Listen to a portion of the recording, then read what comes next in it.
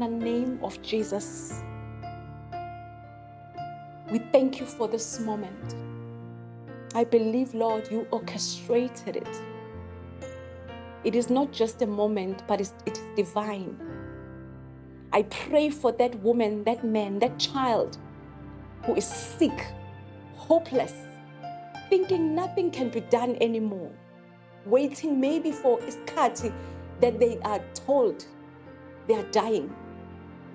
There are couples who are planning, thinking it is over, they cannot be together anymore. But immediately they see there is light of God shining upon them.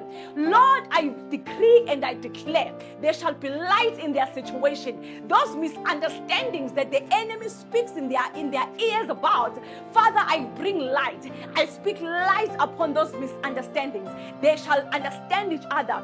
They shall have peace and they shall have love for one another in the name of Jesus.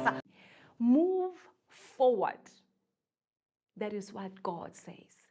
Move forward.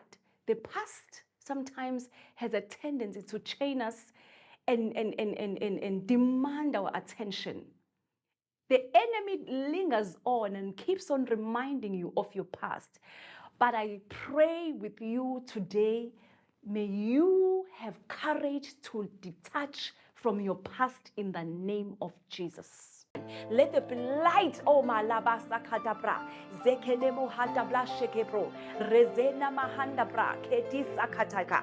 Kula brosho hoda basaka, ligado rasleke mahadabra, lida broshi kata mahandabra. The Bible says when the salt has lost its savory, it is useless. Siblings are not speaking to each other, it is an error. It means the spirit of darkness has entered your family. I challenge you to stand up on your feet and begin to pray against that spirit. Chase that demon away from your family in the name of Jesus. There was a generational curse in my family that none of my family members would get married.